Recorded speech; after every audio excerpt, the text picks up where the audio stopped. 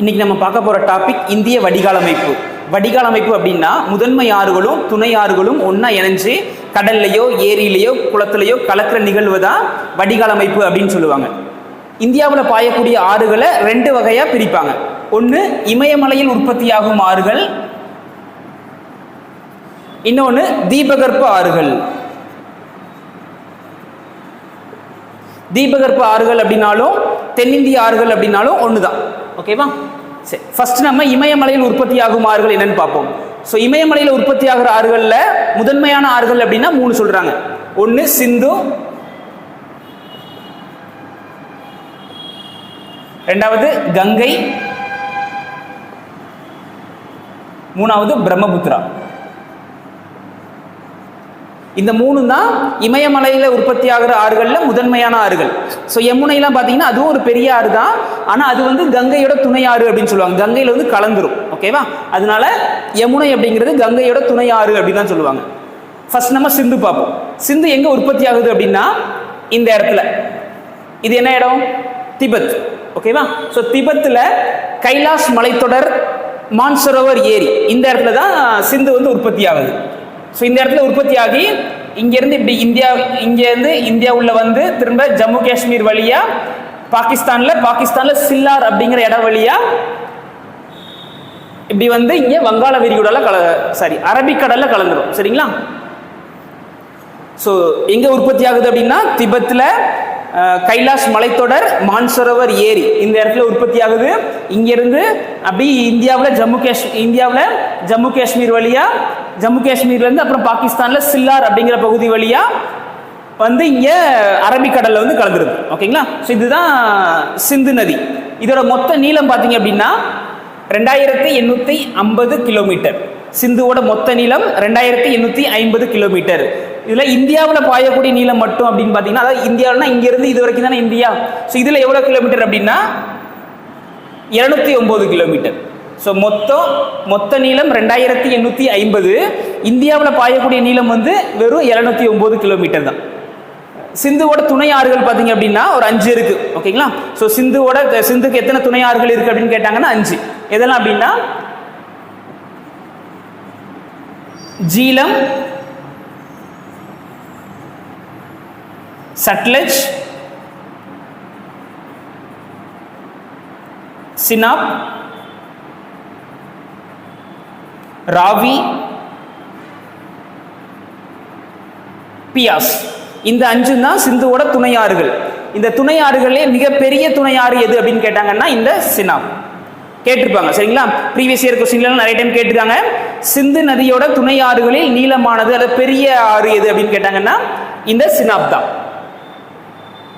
Next நம்ம பார்க்க போறது கங்கை. ஸோ கங்கை எங்க உற்பத்தி ஆகும் அப்படின்னா இமயமலையில் உத்தரகாண்ட் மாநிலம், உத்தர்காசி மாவட்டம், இதுதானே உத்தரகாண்ட் மாநிலம். உத்தரகாண்ட் மாநிலம் உத்தர்காசி மாவட்டம் கங்கோத்திரி அப்படிங்கிற பனியாறுல உருவாகுது. ஓகேங்களா? ஸோ இங்கே பனியாறுல உருவாகி இது இப்படி உத்தரப்பிரதேசம், பீகார் வழியா இங்கே பங்களாதேஷ்குள்ள வந்துடும். பங்களாதேஷ்ல இப்படி வங்காள விரிகுடால கலக்கும். சரியா? ஓகே. ஸோ கங்கை உருவாகிற இடத்துல இதோட பேர் பாகீரதி அப்படின்னு சொல்றாங்க. பாகீரதி அப்படிங்கிற பேர்ல தான் உருவாகுது. ஓகேவா? ஸோ கங்காவும் யமுனாவும் எந்த இடத்துல சந்திக்குது அப்படின்னு கேட்பாங்க. அலகாபாத். கங்கையும் யமுனையும் சந்திக்கும் இடம் எது அப்படின்னு கேட்டாங்கன்னா அலகாபாத். இதோட மொத்த நீளம் பார்த்தீங்க அப்படின்னா 2525 கிலோமீட்டர். 25 அப்படின்னு ஈஸியா ஞாபகம் வச்சுக்கலாம். சரிங்களா? இந்தியாவில் பாயக்கூடிய ஆறுகளில் நீளமான ஆறு எதுன்னு கேட்டாங்கன்னா கங்கை தான். கங்கையை விட சிந்து, பிரம்மபுத்திரா இதோட மொத்த நீளம் அதிகமாக இருக்கும். ஆனால் இந்தியாவில் பாயக்கூடிய நீளம் பார்த்தீங்க அப்படின்னா கங்கைக்கு தான் அதிகம். 25. சிந்து எவ்வளோன்னு பார்த்தோம்? வெறும் 709 தான் பார்த்தோம். சரியா? கங்கை நம்ம இந்தியாவில் தான் கங்கை அப்படின்னு சொல்லுவோம். இதே பங்களாதேஷ்குள்ள போயிடுச்சுன்னா பங்களாதேஷ்ல அவங்க பத்மா அப்படிங்கிற பேர் சொல்றாங்க. அப்போ பங்களாதேஷ்ல கங்கை எப்படி சொல்றாங்க, அப்படி எந்த பேர்ல சொல்றாங்க அப்படின்னு கேட்டாங்க அப்படின்னா பத்மா. அடுத்து 3வது பிரம்மபுத்திரா. பிரம்மபுத்திரா எங்க உற்பத்தி ஆகுது அப்படின்னா சேம் திபெத் பகுதியில் கைலாஷ் மலைத்தொடர், மான்சரோவர் ஏரி. ஓகேங்களா? ஸோ இங்கே தான் உற்பத்தி ஆகுது. இதோட கிழக்கு பகுதியில் உற்பத்தி ஆகும். சிந்து வந்து இந்த பக்கம் உற்பத்தியாகி இந்த பக்கமா போயிடும். பிரம்மபுத்திரா வந்து திபெத் பகுதியில் கிழக்கு பகுதியில் இந்த பக்கம் உற்பத்தியாகி இப்படி வந்து அருணாச்சல பிரதேசம் வழியா இந்தியாவுக்குள்ள வரும். சரிங்களா? பிரம்மபுத்திரா நம்ம இந்தியாவில் தான் இந்த பிரம்மபுத்திரா அப்படின்னு சொல்லுவோம். பிரம்மபுத்திரா உருவாகிற இடத்துல அதோட பேர் வந்து சாங்போ.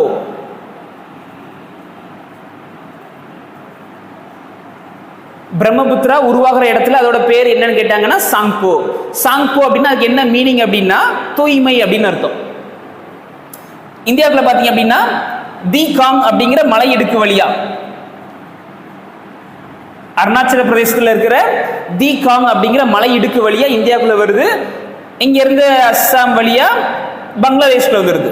பங்களாதேஷ்ல வந்து பங்களாதேஷ்ல பாத்தீங்க அப்படின்னா இதுக்கு என்ன பேர் அப்படின்னா ஜமுனா அப்படின்னு சொல்றாங்க. இந்தியாவில் தான் இதோட பேரு பிரம்மபுத்திரா, பங்களாதேஷ்ல அவங்க ஜமுனா அப்படின்னு சொல்றாங்க. ஒரு கட்டத்தில் பாத்தீங்க அப்படின்னா இந்த கங்கையும் இந்த பிரம்மபுத்திராவும் ஒன்னா கலந்துரும். ஓகேங்களா? கலந்ததுக்கு அப்புறம் அவங்க என்ன பேர் சொல்றாங்க அப்படின்னா மேக்னா அப்படின்னு சொல்றாங்க. இந்தியாவில் தான் கங்கைன்னு சொல்லுவோம், பங்களாதேஷ்ல பத்மான்னு சொல்லுவாங்க, இந்தியாவில் நம்ம பிரம்மபுத்திரான்னு சொல்லுவோம், பங்களாதேஷ்ல அவங்க வந்து ஜமுனான்னு சொல்றாங்க. பத்மாவும் ஜமுனாவும் ஒன்னா சேர்ந்ததுக்கு அப்புறம் மேக்னா அப்படிங்கிற பேர்ல தான் பாத்தீங்கன்னா வங்காள விரிகுடா கடல்ல வந்து கலக்கும். ஓகேவா? இதோட மொத்த நீளம் பாத்தீங்க அப்படின்னா 2900 கிலோமீட்டர். பிரம்மபுத்திராவோட மொத்த நீளம் 2900 கிலோமீட்டர். இதுல இந்தியாவில் பாயக்கூடிய நீளம் எவ்வளவு அப்படின்னா வெறும் 900 கிலோமீட்டர் தான். ஓகேவா? அப்போ சிந்து வந்து இந்தியாவில் பாயக்கூடிய நீளம் வெறும் 709 கிலோமீட்டர், பிரம்மபுத்திரா வந்து வெறும் 900 கிலோமீட்டர் தான், கங்கை வந்து 25 அதாவது 2525 கிலோமீட்டர். சரியா? அதனால தான் இந்தியாவின் நீளமான ஆறு அப்படின்னு சொல்லிட்டு கங்கையை சொல்றாங்க. கங்கைக்கும் சில துணை ஆறுகள்லாம் இருக்கு. ஓகேங்களா? இப்ப முன்னாடிலாம் முதன்மை ஆறுகள் மட்டும் படிச்சுட்டா போதும், அதுல இருந்தா கொஸ்டின்ஸ் கேட்டுட்டு இருந்தாங்க. இப்போ ரீசெண்டா நடக்கிற எக்ஸாம் எல்லாம் பாத்தீங்க அப்படின்னா துணை ஆறுகளை வச்சு கொஸ்டின்ஸ் எல்லாம் கேட்கிறாங்க. ஓகேவா? கங்கையோட துணை ஆறுகள் பாத்தீங்க அப்படின்னா கோசி, காக்ரா, கோமதி, இந்த மாதிரி ஆறுகள்லாம் கங்கையோட வடபுறத்துல வந்து இணையும் அப்படின்னு சொல்லுவாங்க. ஓகேவா? தென்புறத்துல பாத்தீங்க அப்படின்னா யமுனா, சோன், சம்பல், இந்த மாதிரி ஆறுகள்லாம் கங்கையோட தென்புறத்துல இருந்து வந்து இணையுது அப்படின்னு சொல்லுவாங்க. ஓகேங்களா? நெக்ஸ்ட் நம்ம தீபகற்ப ஆறுகள் பார்ப்போம். ஓகேவா?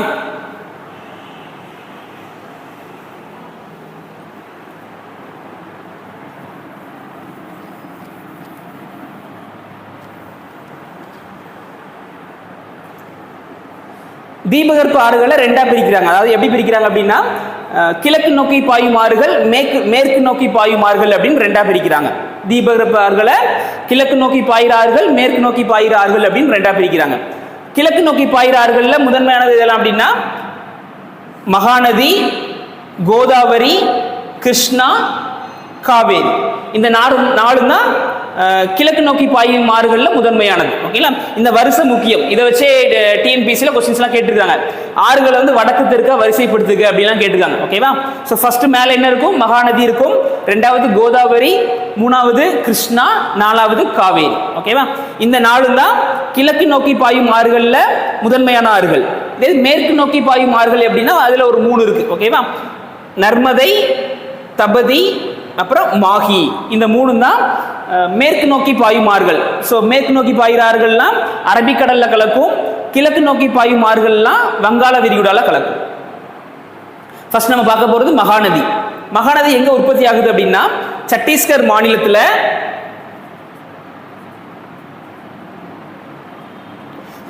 மாநிலத்துல ராய்ப்பூர் மாவட்டம் சிகா அப்படிங்கிற இடத்துக்கு பக்கத்துல உருவாகுது. சிகா. ஓகேவா? அங்க சத்தீஸ்கர்ல உருவாகி ஒடிசா வழியா வங்காள விரிகுடால கலக்குது. ஓகேங்களா? அடுத்து ரெண்டாவது கோதாவரி. கோதாவரி எங்க உற்பத்தி ஆகுது அப்படின்னா மேற்கு தொடர்ச்சி மலை. இங்க இருந்து இது வரைக்கும் மேற்கு தொடர்ச்சி மலை இருக்கும். ஓகேவா? அப்போ இங்க மகாராஷ்டிரா மாநிலம் நாசிக் மாவட்டம் மேற்கு தொடர்ச்சி மலையில உற்பத்தி ஆகுது. இங்க உற்பத்தி ஆகி ஆந்திரா வழியா வங்காள விரிகுடால கலக்குது. ஓகேவா? கலக்கிறதுக்கு முன்னாடி பாத்தீங்கன்னா நிறைய கிளைகளா பிரிஞ்சு தான் கடல்ல கலக்கும். ஓகேவா? பெய்யும் போது பாத்தீங்க அப்படின்னா கௌதமி, வசிஸ்தா. கௌதமி வசிஸ்தா அப்படின்னு ரெண்டு கிளையா பிரிஞ்சு வங்காள விரிகுடால கலக்குது அப்படின்னு சொல்றாங்க. அடுத்து மூணாவது கிருஷ்ணா. கிருஷ்ணா எங்க உற்பத்தி ஆகும்னா இதுவும் மேற்கு தொடர்ச்சி மலையில மகாராஷ்டிரா மாநிலத்தில் தான் உற்பத்தி ஆகுது. மகாராஷ்டிரா மாநிலத்தில் மகாபலேஸ்வரர் அப்படிங்கிற ஒரு இடத்துல உற்பத்தி ஆகுது.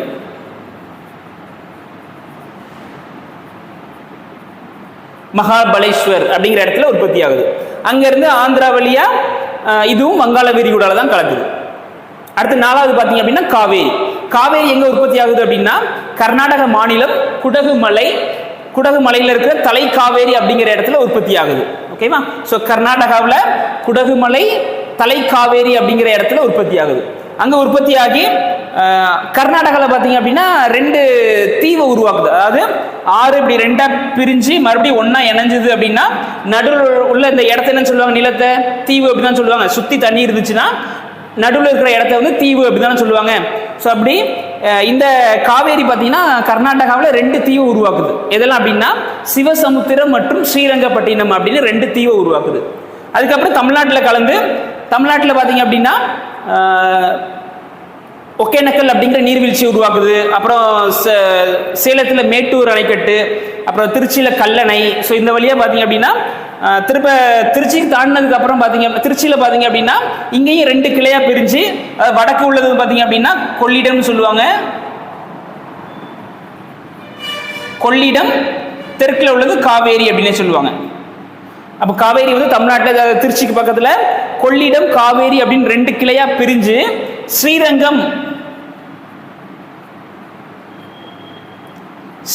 அப்படிங்கிற ஒரு தீவை உருவாக்குது. ஓகேவா?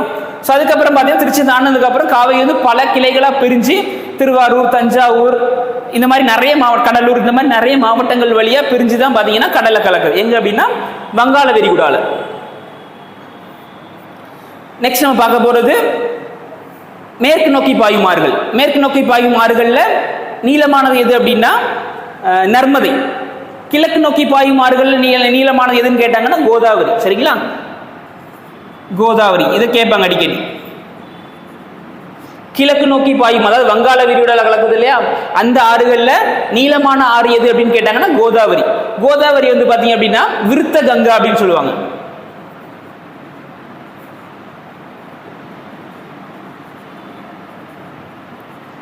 விருத்த கங்கா என அழைக்கப்படும் ஆறு எது அப்படின்னு கேட்டாங்கன்னா கோதாவரி. ஓகேவா? தென்னிந்தியாவின் கங்கை எது அப்படின்னு கேட்டாங்க அப்படின்னா காவேரி.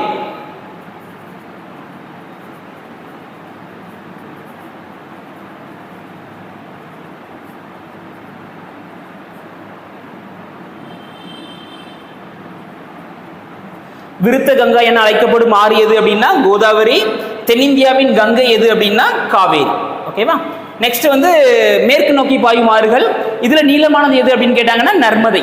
நர்மதை எங்க உற்பத்தி ஆகுது அப்படின்னா மத்திய பிரதேஷ் மாநிலம் அமர்கண்டாக் பீடபூமியில உற்பத்தி ஆகுது.